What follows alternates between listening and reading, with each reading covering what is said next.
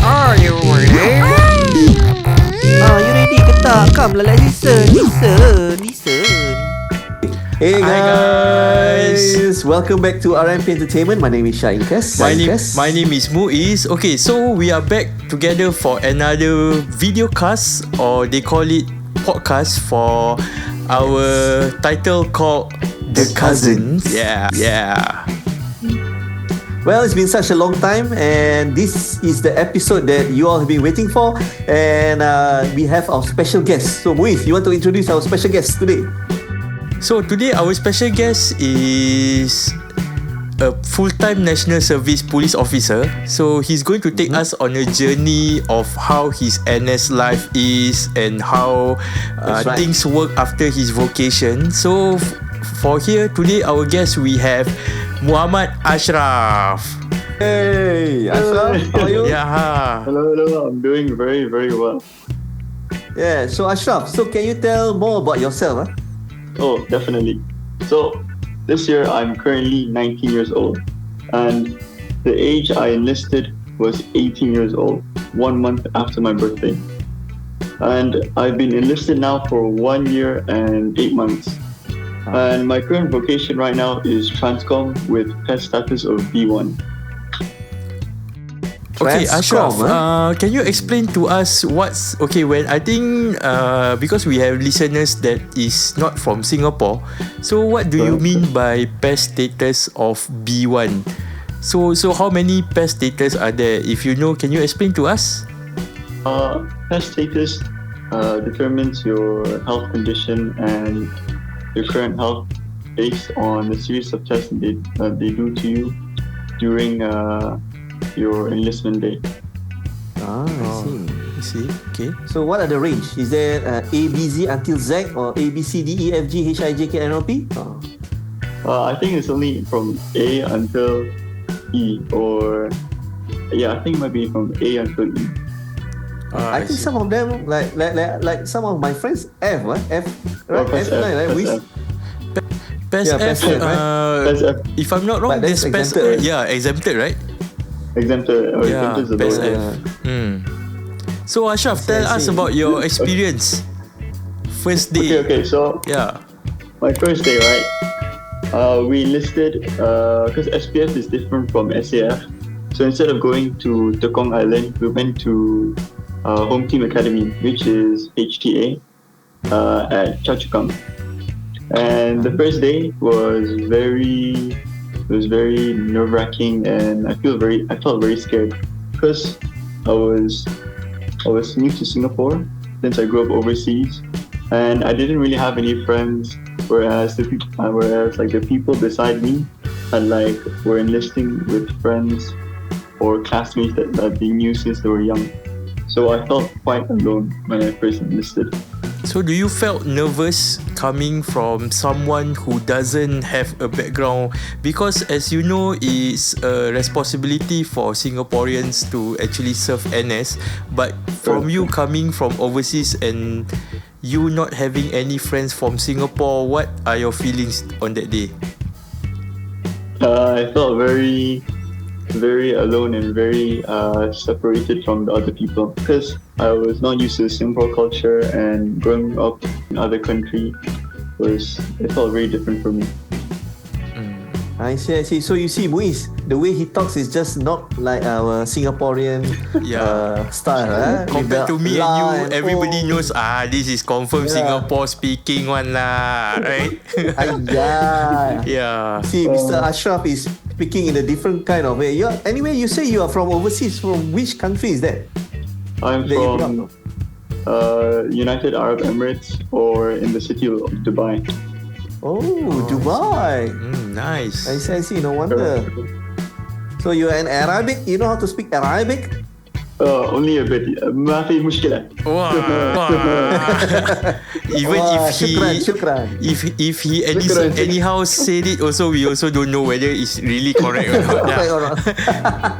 Yeah. So your BMT is actually 3 months, right? Or 5 months, if I'm not wrong, is it? It's only 3 months if you pass IPPT, but it's 5 months if you don't pass IPPT. And unfortunately, I didn't pass my IPPT because I didn't know what like IPPT was. So I did 5 months of police academy training.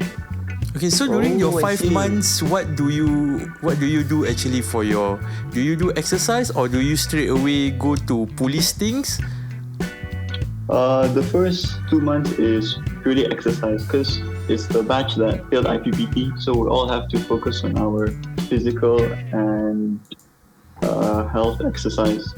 And after the 2 months, it's 3 months of police academy, which is mainly learning the laws, clearing obstacle courses, and the biggest and the fun part is learning how to shoot a pistol.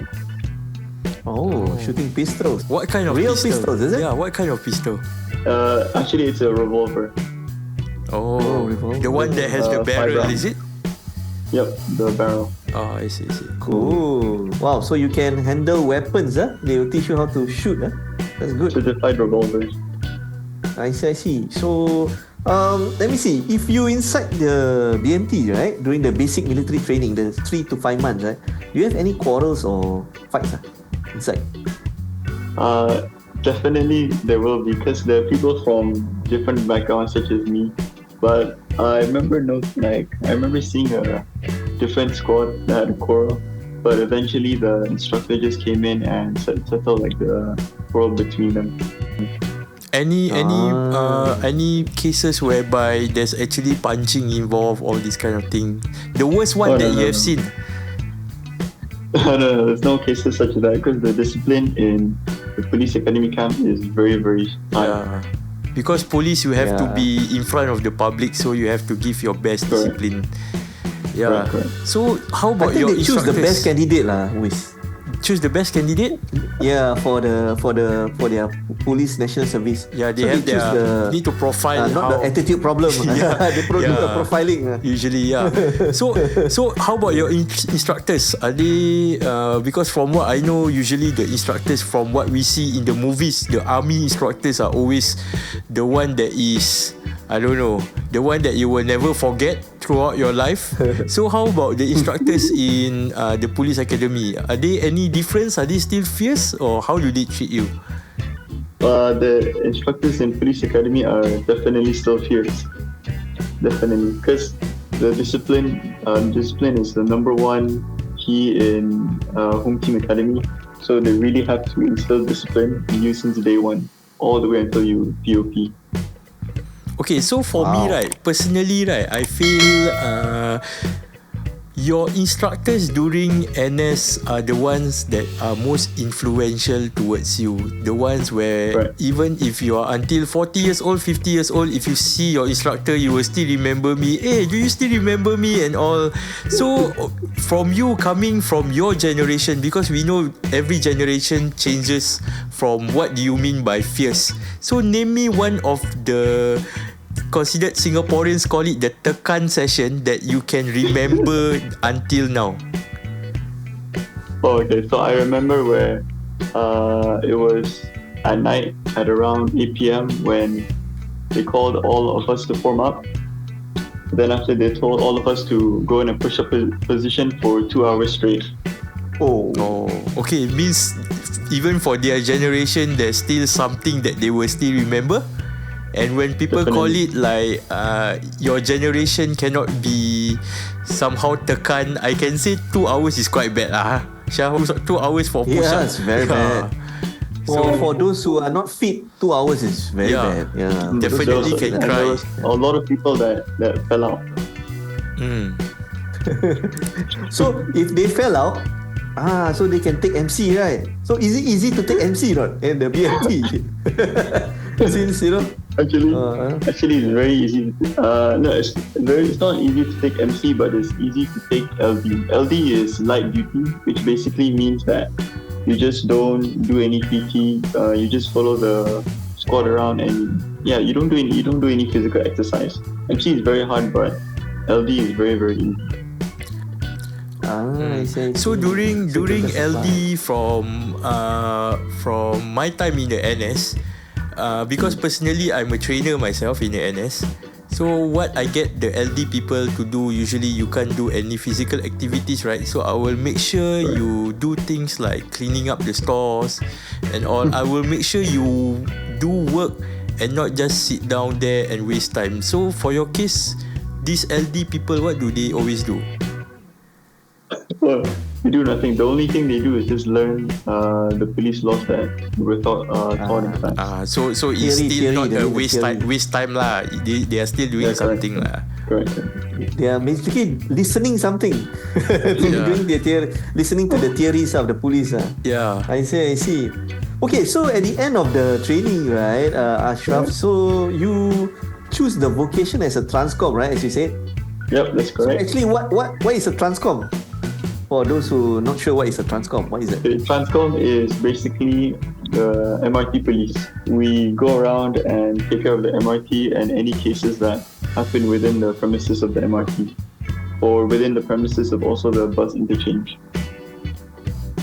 So okay, for Transcom, right, a question that I always ask, because from what I see, usually when I go to work, I see all these Transcom. They usually have a certain height, and they are usually quite taller than average. So do they actually have a requirement, or is just something that I saw?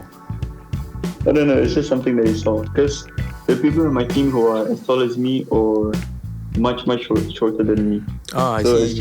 it's not a requirement. So it's just a coincidence that I saw tall people serving as Transcom lah.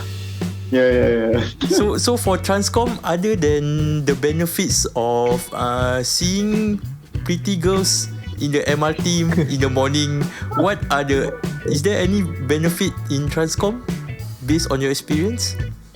For me, the biggest benefit is the police access travel card, which is basically free MRT and free bus. So you don't have to you don't have to spend money on MRT or bus, and you save a lot of money every month. Wow, that's important, man. Yeah, especially with the rising cost of the transportation, that's a very good benefit, right? Correct. Yeah. Well, talking about cost and benefit, actually, what's the starting salary for when you First right one? away after? Yeah, when you go join in as a trainee, and after that when you graduate. Because last time I remember mine was like only $300 or $400. It's very little. I remember. Yeah. Oh, okay. Yeah. When I first joined in camp, the pay was $700. 700. 700, yes. Wow, that's so much increase. So I think Okay. as generation changes, so Shah, I think you were the lowest. You were the lowest. Yes, So how much definitely. was your starting at that time? You mean? Your first day serving as a I NS. think it's 300 something. Yeah, I remember so- it's 300 plus. Oh, So it's 300 plus. I remember mine was 560. So for Ashraf is 700. So I think generation by generation they try to cater based Keeps on the increasing. Rising cost. Yeah, 200. yeah. Yeah. I see. Wow, that's a lot of difference. Wow. So no more, because they always say that NS pay like shit, or like we're doing dog shit job or something. So I think it's not bad for 700. Not so bad nowadays. Yeah, better than the government credit scheme. Yeah. 600, right? 600, sometimes 300 only. This one 700. Okay, better. Okay. Yeah. So But this Ashraf. was in training. Oh, this is in training. So Ashraf, So, let's proceed on to the next question, right? I believe during your training you are being trained to do multiple scenarios on the MRT. So let's give one example. An example whereby you see someone who starts to fight, and when I mean those fight, not those kind of quarrel fights, those kind whereby it gets physical fights. So as Transcom, what is the thing that you are being trained to do? How do you like take control of this Handle, situation? Yeah, this kind of And things. okay. So in Transcom, we usually patrol in teams of 3 or 4, minimum 3. So if it was a four-man call sign and we saw 2 people fighting, it's classified as an affray, which is an arrestable offense. So what we can do is split the call sign into 2 and separate the people from fighting. And if they still continue to fight, then we would have to take down and arrest on the spot. But if they stop fighting, then we bring them into the police room and interrogate them and gather facts. Any of these scenarios whereby you really encountered before? I've encountered a fighting case, but when we arrived, the fighting was already over and ambulance took over. Oh, it's But quite both bad. of them was arrested. Oh, that's good. So you are using any weapons to stop them? Like taser or something? We are trained with taser, baton, handcuff, and like I said, a revolver.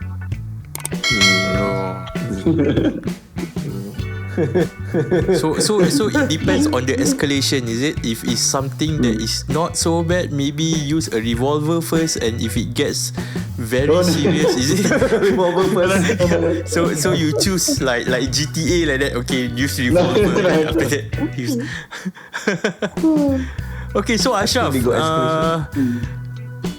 I believe you are maybe 3/4 towards your ORD period. Correct. Yeah, so okay, those people, I believe, those people who is about to enlist, they also have this sense of nervousness and things like, especially I think you can give a good example because compared you with the rest they still have Singaporean friends, but for you have to cater everything to the Singaporean style of making friends. Yeah. So in this case, what advice can you actually give to the people who are enlisting as a NSF police officer? Number one advice I would say is just listen to your trainers because they know what to do and they know the rules at the police academy camp. Because they'll be the ones taking care of you and taking care of the squad. So they know how to guide you and handle whatever situation that may happen.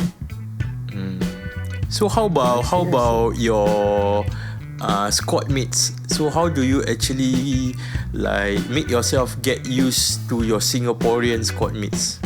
Any advice on that?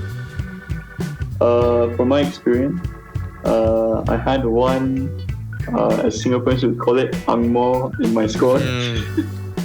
So at first I just talked to him, and I eventually slowly started moving on and talking to the people that grew up in Singapore. So bit by bit, I just slowly learned the Singapore way and just eventually became friends with everyone. Good lah like that lah. Learn the Singapore way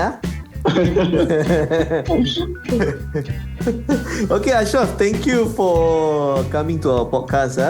Alright, so basically, anything you want to say, Wiz, before we end up? I wish, so for Ashraf also, I wish you good luck. I feel that national service is something that is a responsibility for us as Singaporeans, but the most important thing is make sure not to get yourself injured. Because to get yourself injured for something that you are serving for 2 years is totally not worth it. Because you're serving for 2 years, but your injury is going to cost you your whole life. Yeah, so I wish Ashraf to make sure you stay safe. If there's anything, I believe you have an escalation level. If it's something that you cannot handle, so you have to go through the proper channel. So just be safe lah. Right. Thank you. Okay guys, so if you like this podcast, you can just drop your comments below. And you want us to invite any more guests, you can just comment below as well. So don't forget to like and subscribe, guys. Subscribe, guys. So see you again in the next episode. Of Bye-bye. the Kuzzens. Kuzzens.